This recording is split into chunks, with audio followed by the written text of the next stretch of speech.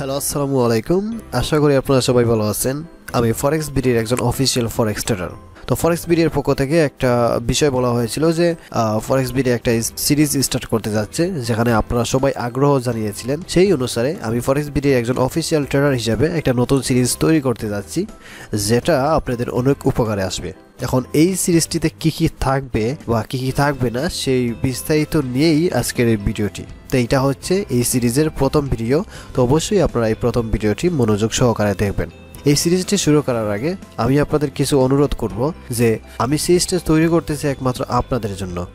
আপনারা শিখবেন, আপনাদেরই লাভ হবে। সেক্ষেত্রে আপনারা যদি মনোযোগ সহকারে প্রতিটা ভিডিও আপনারা দেখেন, ভবিষ্যতে যে ভিডিওগুলো আসবে সেগুলোও যদি দেখেন মনোযোগ সহকারে, তা আপনাদের উপকারে আসবে। তো এই ভিডিওটা আজকে তৈরি করার মূল কারণ হচ্ছে যে আগামী ভিডিওগুলোতে যে যে বিষয়গুলো থাকবে সেই বিষয়গুলো আমি আজকে এখানে উল্লেখ করে রেখেছি, যা হয়তো আপনাদের সহায়তা করবে। যেমন ধরুন, এই বিষয়গুলো যদি আপনার জানা থাকে তাহলে আপনি আগ্রহ হয়ে ক্লাসগুলো করবেন।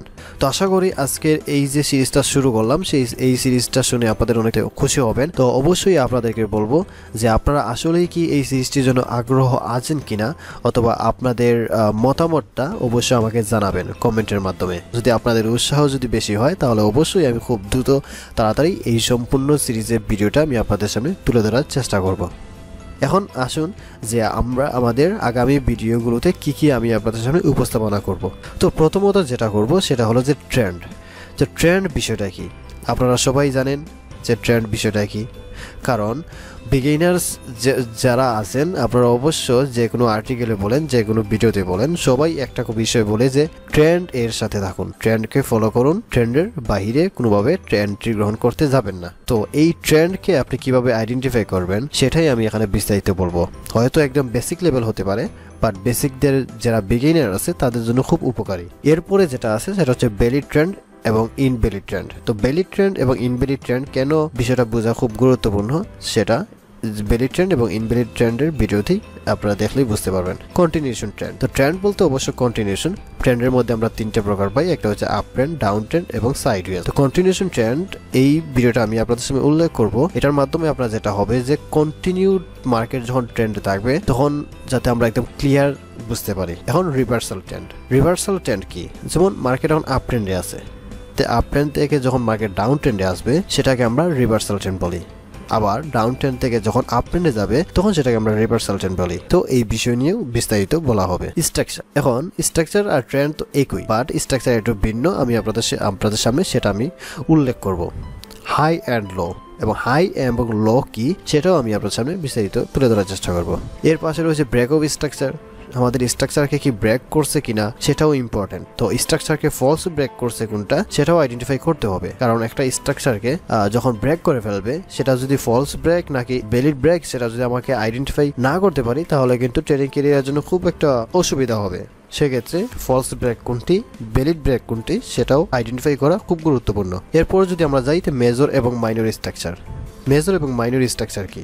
সিম্পল, যেমন আমরা মাল্টিপল টাইম ফ্রেম অ্যানালাইসিস যেটাকে বলি সেটাকে মেজর এবং মাইনর স্ট্রাকচার আপনি ধরে নিতে পারেন একই। কিভাবে একই? যেমন ধরুন মেজর হচ্ছে হায়ার টাইম ফ্রেম, মাইনর হচ্ছে লোয়ার টাইম ফ্রেম। লাইক ধরুন আমি ডেইলি টাইম ফ্রেমে অ্যানালাইসিস করলাম, ডেইলি টাইম ফ্রেমে কিন্তু অ্যানালাইসিস করার সাথে সাথে কিন্তু ডেইলি টাইম ফ্রেমে আমি এন্ট্রি গ্রহণ করতে পারবো না। সেক্ষেত্রে আমাকে নিচের টাইম ফ্রেমে আসতে হবে। ডেইলি টাইম ফ্রেমের পরে নিজের time frame H4 time frame, সেখানে মার্কেট বিহেভিয়ারটা বুঝতে হবে। এরপর আমি চলে আসবো H1 টাইম ফ্রেম, সেখানেও বিহেভিয়ারটা বুঝতে হবে। এই তিনটা টাইম ফ্রেম কম্বিনেশন করে আমাকে একটা অ্যানালিসিস বের করতে হবে, আমার সিদ্ধান্তে পৌঁছাতে হবে যে এখন আমি কি করতে চাই। এরপর আসুন ধরুন সাপ্লাই অ্যান্ড ডিমান্ড। তো এই যে আমাদের উপরে যে দুইটা পার্ট, এই উপরের দুইটা পার্ট একদম বেসিক লেভেলের হলেও এই দুইটা পার্ট যদি আপনি না বোঝেন, যেমন এই যে একটা পার্ট এবং এই একটা পার্ট, আমাদের প্রথম পার্টে আমাদের 4টা ভিডিও আছে, সেকেন্ড পার্টে আমাদের 5টার মতন ভিডিও আছে। তো এই দুইটা পার্ট যদি আপনি ক্লিয়ার বুঝতে না পারেন তাহলে এখানে কিন্তু আপনার অসুবিধা হবে। ঠিক আছে, তাহলে এরপর চলে আসুন supply and demand. Supply demand কি এবং আমরা সাপ্লাই এবং ডিমান্ড কিভাবে ব্যবহার করব, অর্ডার ব্লক কি, ভ্যালিড এবং ইনভ্যালিড অর্ডার ব্লক কোনগুলা। তো আপনারা হয়তো অনেকেই ভিডিও দেখতে পারেন ইউটিউবে এবং গুগলে যে অর্ডার ব্লক, বাট সেই অর্ডার ব্লকটা আসলে কোন অর্ডার ব্লকটি ভ্যালিড এবং কোন অর্ডার ব্লক ইনভ্যালিড সেটা কিন্তু সবাই বলে না। ঠিক আছে, তো সেটা আমি এক্সপ্লেন করার চেষ্টা করবো আপনাদের সামনে। এখন চলে আসুন, এগুলো আমরা সব যখন টেকনিক্যাল অ্যানালাইসিস আমরা সব শিখে ফেলবো, মার্কেট স্ট্রাকচার, হাই লো এবং সাপ্লাই ডিমান্ড, তখন আমরা চলে আসবো এন্ট্রি টেকনিকে। এখন এন্ট্রি টেকনিক দুই ধরনের আছে, 3টা টাইপের এন্ট্রি টেকনিক আছে।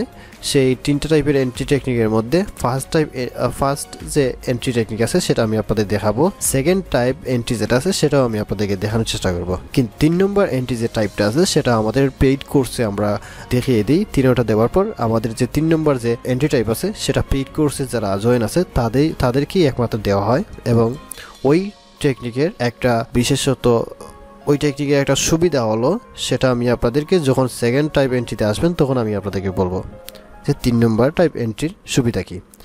আমি দুঃখিত যে আমি আপনাদেরকে এখানে দিতে পারতেছি না, কারণ আমাদের পেইড কোর্সে অনেকে জয়েন হয়েছেন। সো এখানে যদি আমি সব কিছু ফ্রিতে দিয়ে দিই তাহলে আসলে তাদের সাথে অন্যায় হবে। আর একটা বিষয়, এখানে পেইড কোর্সে যা যা দেওয়া হয়েছে এখানে সব কিছু দেওয়া হয় নাই। ওকে, তাহলে পরে চলে আসি আমাদের রিস্ক ম্যানেজমেন্ট। আপনি এন্ট্রি টাইপ শিখে নিলেন, first type entry, second type entry, এখন আসতে হবে যেটা হলো যে রিস্ক ম্যানেজমেন্ট। তো রিস্ক ম্যানেজমেন্ট বিষয়টা খুব বেশি ইম্পর্টেন্ট। আপনি একটি এন্ট্রি গ্রহণ করবেন, সেই এন্ট্রিতে আপনি কত রিস্ক নেবেন সেটা যদি আপনি না জানেন তাহলে কিন্তু আপনি যত ভালোই স্ট্র্যাটেজি ব্যবহার করেন না কেন আপনি সফল হতে পারবেন না। রিস্ক আপনাকে যে কোনো একটা রিস্ক নিতেই হবে এবং ফিক্স। যেমন ধরুন আপনি 1% যদি রিস্ক নিয়ে থাকেন, সেই 1% রিস্ক নিয়ে আপনাকে ট্রেডিং করতে হবে। এখন আপনি প্রথম এন্ট্রিতে 1% রিস্ক নিলেন, সেটা টিপি হিট করলো। সেকেন্ড এন্ট্রিতে আপনি 2% রিস্ক নিলেন, সেটা এসএল হিট করলো। থার্ড এন্ট্রিতে আবার আপনি 3% ইউজ করলেন, সেটা আবার এসএল হিট করলো। আবার 4 নম্বর এন্ট্রিতে আপনি 3% ব্যবহার করলেন, সেটা আপনার আবার টিপি হিট করলো। তাহলে ওভারঅল বলতে গেলে এটা লেক অফ রিস্ক ম্যানেজমেন্ট। তো আপনাকে অবশ্যই ভালো রিস্ক ম্যানেজমেন্ট জানতে হবে। এরপর হচ্ছে পার্সিয়াল প্রফিট ক্লোজ। আপনি একটা এন্ট্রি নিলেন, সেই এন্ট্রি কিন্তু আপনি 1:5, 1:6 রানিং করতে পারবেন না। অবশ্য আপনাকে এখানে কিছু প্রফিট নিয়ে বের হয়ে যেতে হবে। যেমন ধরুন আমি একটা এন্ট্রি 1% দিয়ে দিলাম, সেই এন্ট্রিটা এখন রানিং আছে 6% বা 1:6। এখন আমাকে অবশ্যই এখান থেকে কিছু প্রফিট নিয়ে বের হয়ে যাওয়া উচিত, কারণ যে কোনো সময় মার্কেট আবার এন্ট্রি এখানে এসে আবার এসএল হিট করতে পারে। সেক্ষেত্রে যদি আমি পার্সিয়াল প্রফিট নিয়ে যদি বের হয়ে যাই তাহলে আমার এদিকে কিছু প্রফিট হয়ে গেল, সেক্ষেত্রে আমার এটা ব্রেক ইভেন হিট করলে আমার লস হলো না। স্কেলিং বিষয়টা যেমন মার্কেট এখন আমার এন্ট্রিটা অ্যাক্টিভ হওয়ার পর মার্কেট এখন ট্রেন্ডের মধ্যে আছে, যে আমি যে এসএলটা মুভ করে যে মার্কেটকে ফলো করে নিজের দিকে নিয়ে যাচ্ছি এসএলটাকে, সেটাই হচ্ছে স্কেলিং। এখন ধরুন মার্কেট আপ ট্রেন্ডে আছে, higher high higher low, higher high higher low করে তৈরি করে উপরের দিকে যাচ্ছে। তো আমার এসএলটাও ঠিক হায়ার লো এর নিচে দিচ্ছি, আবার উপরের দিকে যাচ্ছে, ঠিক হায়ার লো এর নিচে দিচ্ছি, আবার উপরের দিকে যাচ্ছে, ঠিক হায়ার লো এর নিচে দিচ্ছি। তো যখন আবার হায়ার লোকে ব্রেক করে ফেলবে তখন কিন্তু আমার এই এসএলটাকে হিট করে ফেলবে।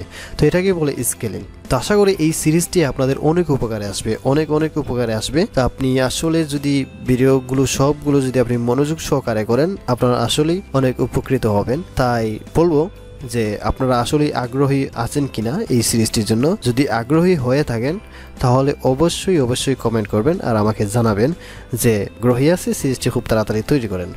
আর যদি আপনাদের আগ্রহ খুব কম দেখি তাহলে হয়তো আমার তেমন একটা ইচ্ছা হবে না এই সিরিজটি তৈরি করার। তো আপনারা সবাই ভালো থাকবেন, সুস্থ থাকবেন, আবারও দেখা হবে নেক্সট ভিডিওতে। আসসালামু আলাইকুম।